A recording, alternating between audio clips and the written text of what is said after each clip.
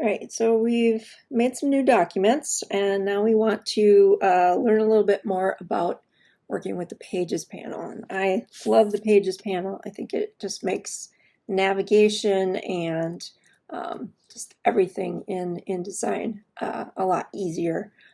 I can get around, there we go, on my pages pretty easily using the Pages panel. Once on something, you're basically just targeting it for something, like you're going to delete it or move it or something. It doesn't necessarily put that page up front center on your document window. If you double click, it should do that. It should put it in the center. I'm going to double click on the 2-3 underneath, and it's supposed to, in theory, it's supposed to center the spread on your page. If that doesn't work, use the keyboard shortcut. On the Mac, it's Command Option 0, Command Option 0. And then on the PC, it is Control Alt 0 on your keyboard. All right, makes it fit in the window. Because most layouts require more than one page, we have the Pages panel. It lets you control the order of the pages, the flow of the copy, their page numbers, and master pages, along with many other aspects of the document. If we look at the Pages panel, the lower portion contains what we call our document pages. These are the main pages of our document. This is where we have our project, what we are working on. These are the pages that print. So our content goes on the document pages. The upper portion, there's this little faint horizontal divider line between the document window area and the master page area. So master pages exist above that horizontal line, and every document has a none and a master. Not that kind of none. The none where there's nothing special about it. There's no margins or anything. It's just plain paper. The A master comes with every document, and as we saw, it has the margins and the column guides that we decided when we made the new document. And that's about it. That's about all that's on it. Master pages are there for you to be able to add to your document, to save things that you're going to use over and over again. So to define a master page is, a master page acts as a template upon which you build your document pages. So they're great for setting up automatic page numbering, which we're going to look at, headers, footers, guidelines. It contains the elements that are repeated throughout the document pages. It contains quite a bit of information that we will find extremely useful. At the bottom of the Pages panel, we have this thing that says one master. Let me go back to 2-3 here. It just gives me a readout. I have 4 pages in 3 spreads. Well, they're skimpy spreads there, but there's one full spread. There's a edit page size here. I don't recommend using this simply because it only offers you already established sizes and nothing more. So go back to the file document setup. That's a lot easier. We have the new button, which will create a new page for us and add it to the document. And then we have the delete or the trash can for deleting anything that we don't want to continue. I do want to point out that this particular panel has an extensive panel option menu. A panel option menu is the 3 or 4 lines in the upper right-hand corner of each panel. It pops out to show additional options for working with that panel. And Pages panel has quite a few. Insert pages, move pages, duplicate spread, delete spread, print spread, new master, a whole bunch of master controls, some shuffling that I don't want you to touch just yet, and a couple of other things. If you are working on, if you are working on recipe cards and the recipes are turned sideways and you want to look at them right side up in this panel option menu. You can go to page attributes, and you could say rotate the spread and tell it which way to rotate, and it does it for you. It's not actually doing that. It's letting you see it the way you need to see it. I'm going to go and turn that off, of course, because I don't need it. No, rotate spread, clear rotation. Okay, puts it back the way it actually is. It just makes working on something sideways a little easier for you. All right, let's look at adding pages to our document. It's very easy to do. There's at least 4 ways to do it. It's not that one way is better than another. It's just what you prefer. Okay, very simple way to do it is, select a page. So I've got page 3 highlighted. I clicked on it once. And at the bottom of the panel, choose the Create New Page button.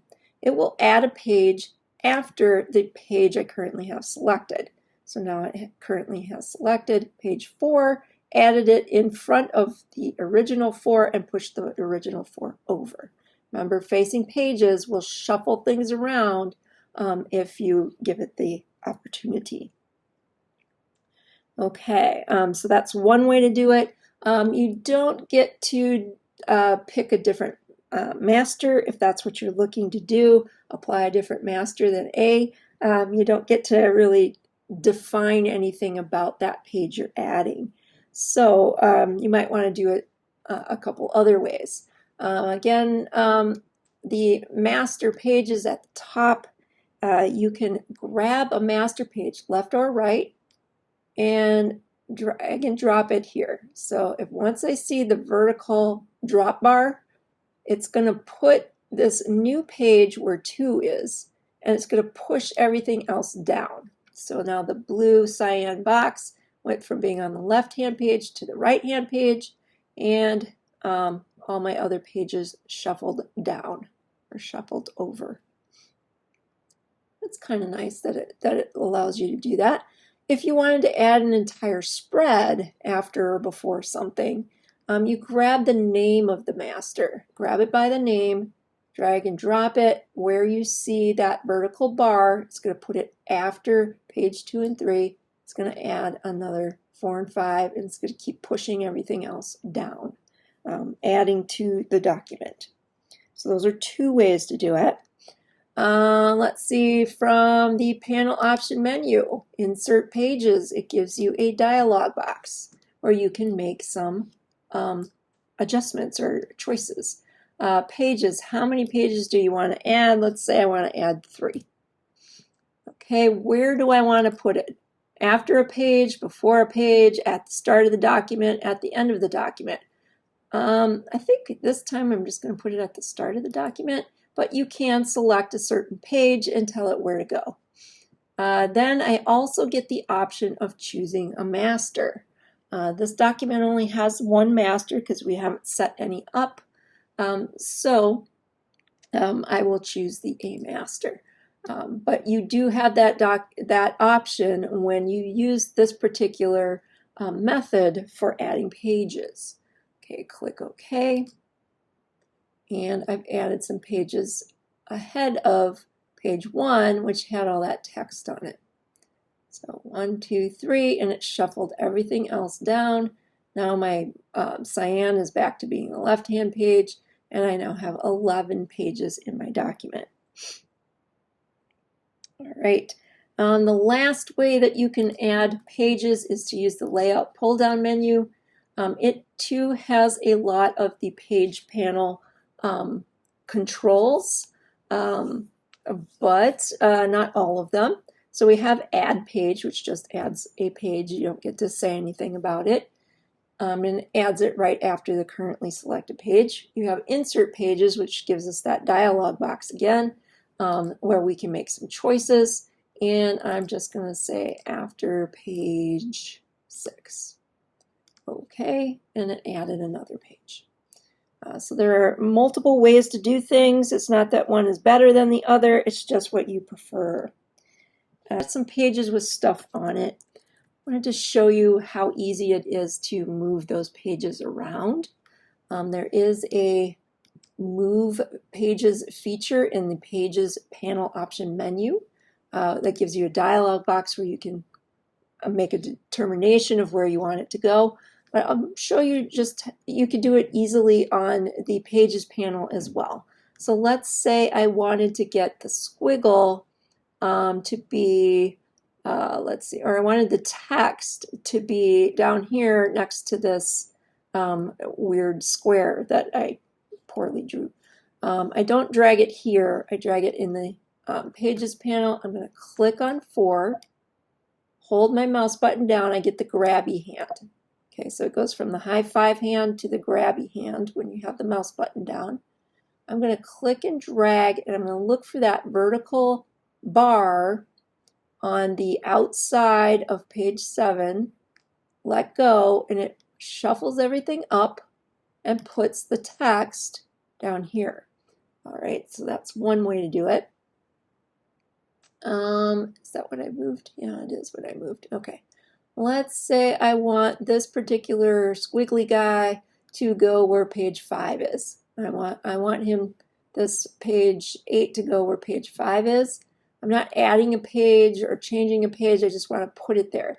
That's a little trickier, but it still works very well. So you go from the high 5 hand to the grabby hand when you click and hold down on page 8. I'll move it up, but instead of going to the outside, I'm going on top of page 5. When you see a bracket with an arrow pointing to the right, that means it's going to drop this page in its place and push everything else down to the right. Okay, so now my squiggle is where I want it, and it pushed that weird square down here next to the text, and so on and so forth. So it's very easy to maneuver inside the Pages panel, moving your pages around. That's absolutely acceptable. If you use that panel option menu to move pages, you also can designate a gap of pages, a number of pages, or if you use a comma, it's this page and that page. And you could choose where it's going, after, before, at the start, at the end. You could even move it to another open document. That's absolutely fine. It has to be open for you to move to it, but you can move pages to another document. Absolutely fine. Okay, so you get a little more precision with those dialog boxes, a little more control, but for the most part, the Pages panel is where you need to go. Okay, let's say we want to delete some pages. We've got a bunch of blank ones here. I'm just going to click 1, hold my Shift key, come down to 3, and it selects everything in between 1 and 3. I'll hit my trash can, and away it goes.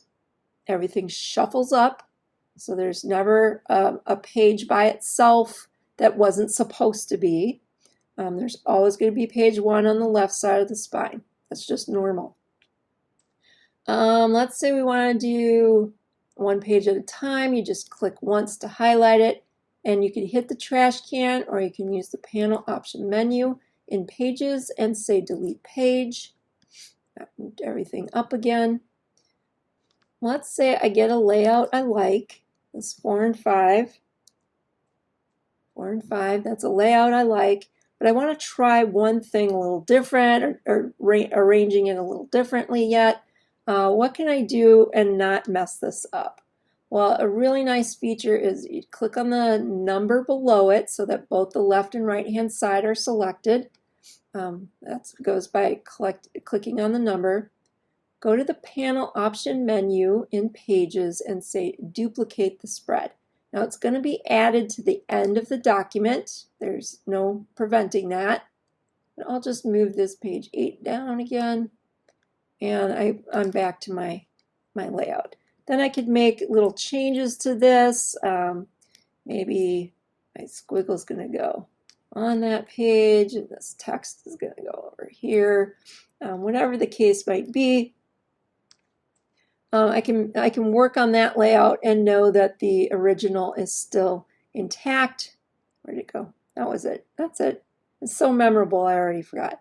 So the original is still intact, and I'm making a different version of it.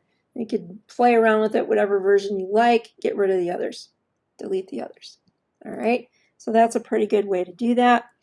So a lot can be done in the Pages panel.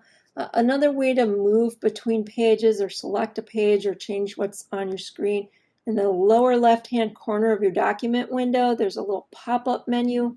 There's previous spread, first spread, next spread, last spread, and then there's a pop-up menu with the pages numbered. You select which one you want to go to, and it takes you there.